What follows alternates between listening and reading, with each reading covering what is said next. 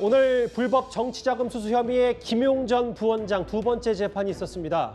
오늘 검찰은 유동규 전 본부장에게 증인신문을 하면서 정진상 전 실장, 이재명 대표 이 세 사람이 얼마나 긴밀한 관계였는지 이걸 좀 강조하고 싶었습니다. 그런데 오늘 재판 과정에서 유 전 본부장이 이런 증언까지 했습니다. 예, 당시에 그렇게 생각했었습니다. 제 최측근하고 광화문 같이 가자고 제가 그렇게 했었고, 최측근이 그때 그럼 대법원까지만 지켜보시죠 그랬다고. 근데 그런 상황이었어요. 이 대표는 뭐 그런 사정은 전혀 모르고 있어요. 그분은 모르죠. 예, 그거는. 예, 제가 그때 너무 화가 나갖고 그때 막 그런 상황이 있었으니까 그때 이제 이재명한테 이야기하고 가는 건 아니니까. 오늘 엄청 많은 증언을 하셨고 네. 또 재판부가 신빙성에 대해서도 좀... 저는 사실대로 말할 겁니다. 제가 그때 말씀드렸다시피 제 모든 것 다 증언해서 사실대로 말씀드리겠다 그랬고, 오늘 보셨다시피 내 모든 죄를 자백하고, 사실은 대장동 같은 경우는 이 법정에서 제가 굳이 답하지 않아도 되는 사안이었지만 그냥 다 대답을 했습니다. 예, 검찰 수사하고는 언론 인터뷰보다 이제 재판에서 조금 더 구체적인 목소리를 내고 있는 바로 유 전 본부장인 것 같습니다. 오늘 재판의 증인으로 나서서 이런 얘기를 했어요. 10년간 이재명 대표를 위해 산다는 마음으로 스스로 쇠뇌시켜왔다. 이재명 대표가 5년 전에 대법원에서 선거법 위반을 졌으면 광화문에서 분신 시도할 생각까지 했다라고 했습니다. 그러니까 이게 유동규라는 사람이 얼마나 이재명에게 충실한 사람이었는지, 충직한 측근이었는지 스스로 말해주는 건데요. 아니, 선거법에서 패소하면은 분신까지 한다는 각오를 웬만한 측근이 할 수 있습니까? 정치권에 뭐 측근들 많다고 하지만 내가 모시는 정치인을 위해서 분신할 수 있는 사람, 이런 생각을 하는 사람 몇 안 될 겁니다. 그만큼 유동규라는 인물은 이재명 대표가 이 사람 내 측근이 아니라고 했지만 정진상, 김용 못지않게 정치인 이재명이 시작부터 함께했던 최측근이었고 정말로 긴밀한 사이였다는 것을 알려주는 한 대목이고요. 이게 어디까지 이 역사가 거슬러 올라가야 되느냐. 이재명 대표가 처음 성남시장 당선됐을 때 그때 성남시 인수위원이 바로 유동규였습니다.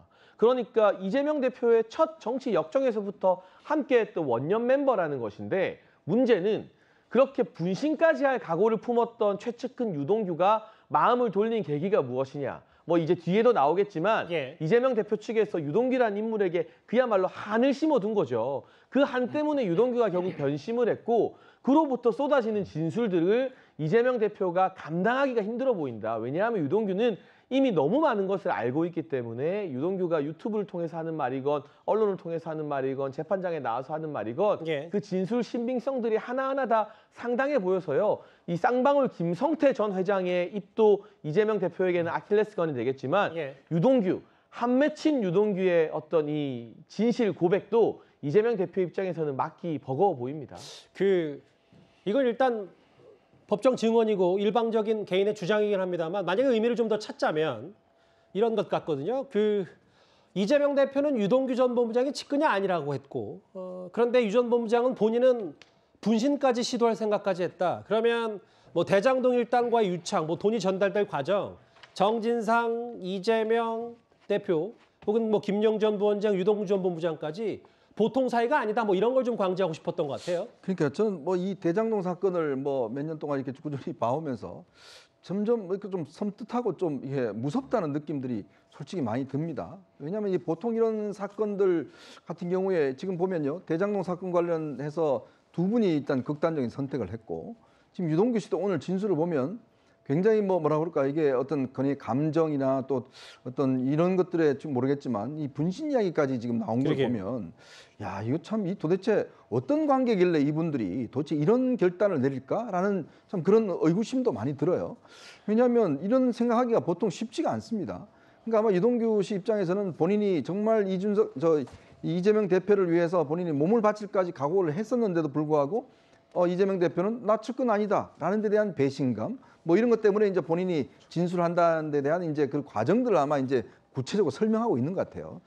그러면서 이제 본인의 어떤 진술의 신빙성, 이걸 좀 더해주기 위해서 이제 이런 이야기를 하고 있는 것 같은데, 참 저는 느낌 자체가 도대체 대장동이 뭐길래 도대체 이렇게 많은 사람들이 극단적 선택과 이런 시도까지 할 정도로 정말 이재명 대표와 이 대장동 관계는 도대체 어떤 관계였는지 점점 더 저는 솔직히 미궁에 빠지고 있는 것 같습니다.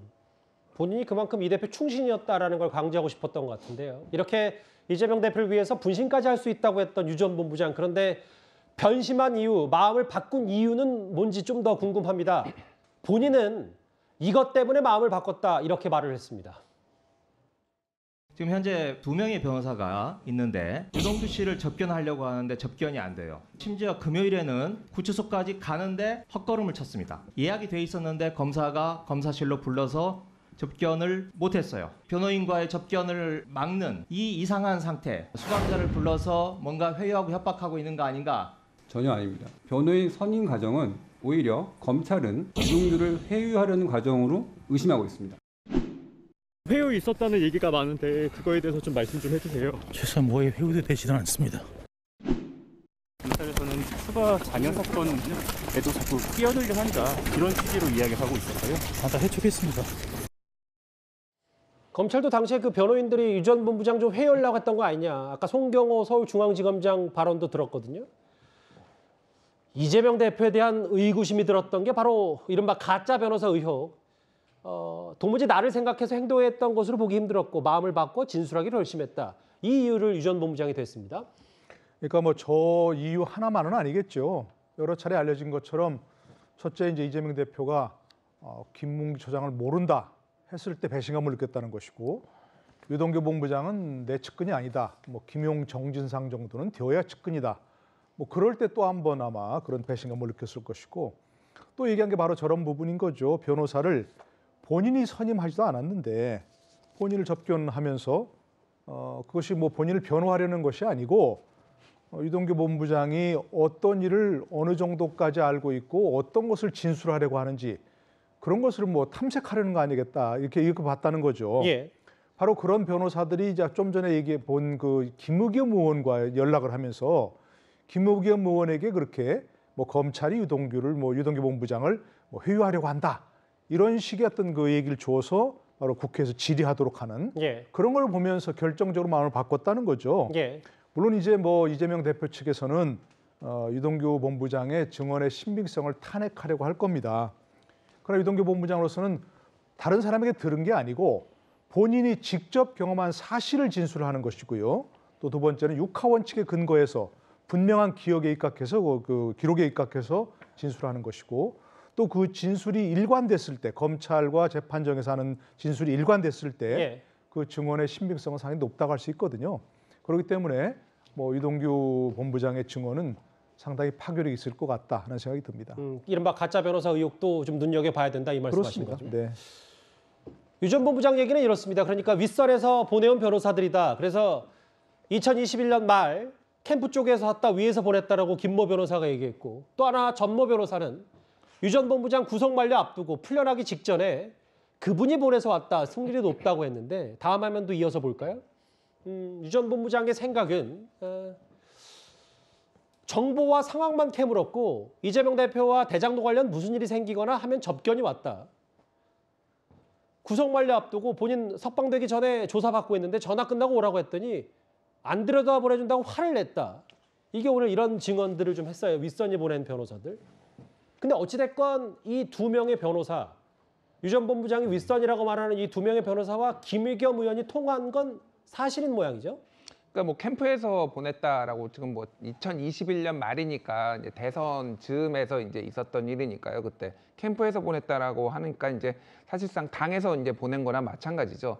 그래서 이제 유동규 씨가 뭐 돈이 많거나 그런 건 아니니까 저 어떤 유능한 변호사를 선임하는데 어려움을 겪었을 수 있고 그래서 그런 부분들을 이제 조력을 해줬을 가능성이 있는데 중요한 거는 유동규 씨는 이 변호사들을 믿지 않았다라는 겁니다. 그게 뭐 회유가 있었든 누구 편에 있었든 없었든 이들을 믿지 않았고 이들이 오히려 이재명을 위해서 본인을 감시한다라고 느꼈다라는 거니까 이거는 분명히 이때부터 이미 어느 정도 이제 이 갈등과 이 반목이 어느 정도 예고됐다라고 볼 수 있을 것 같습니다. 예. 회유 문제에 있어서는 지금 계속 논란이 있었어요. 그런데 상식적인 거는 회유를 받았다고 하더라도 본인이 그럼 저 회유 받았습니다. 이렇게 얘기하지는 않을 거 아니에요. 예. 이게 그 유동규 씨가 그 구속돼 있을 때 동거녀를 같이 대질 신문을 했는데 그거 자체가 회유의 작업 아니었느냐가 예전에 민주당에서 제기한 의혹이었고 심지어 재판부에서도 회유 과정이 있었다라고 그때 휴대전화와 관련해서 그거를 버렸는데 그걸 이제 동거녀가 가지고 있었다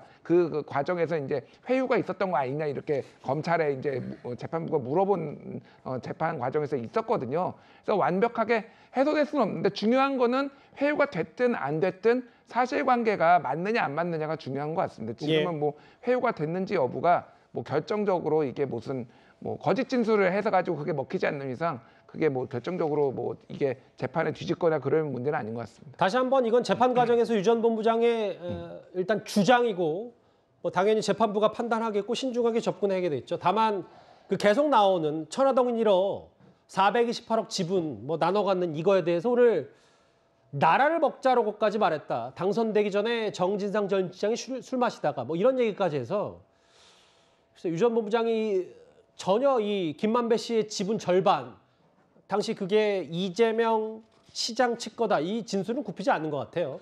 그러니까요. 이걸 뭐 통이 크다고 해야 될지 뭐 겁이 없다고 해야 될지 뭔지 잘 모르겠습니다만 이재명 대표가 성남시장 당선되기 전부터 최측근이었던 정진상, 김용 등 그 주변 인사들은 이미 이재명 대선 로드맵을 짜고 있었고 대선을 바라보고 대선 자금을 만들기 위해서 대장동이나 백현동 같은 지자체장이 할 수 있는 대규모 부동산 비리를 어느 정도 염두에 두고 있었던 것은 아닌가 하는 부분을 유동규 전 본부장이 본인의 진술로서 지금 입증해주고 있는 것이거든요. 물론 사실 여부에 대해서는 재판 과정에서 명백하게 드러나는 부분을 따져봐야 되겠습니다만 유동규 전 본부장의 이야기를 들으면 그 김만배가 가지고 있는 화천대유 이 천화동인 1호의 지분 절반은 여전히 이재명 대표의 대선을 위한 대선 자금, 뭐 저수지로 쓰자 이런 증언도 나오지 않았습니까? 저수지 용도로서 처음부터 이 이재명 대표 측근들이 염두에 두고 만들었구나라는 생각을 할 수밖에 없는 것이고 여기에 이제 신빙성을 더해준 물증은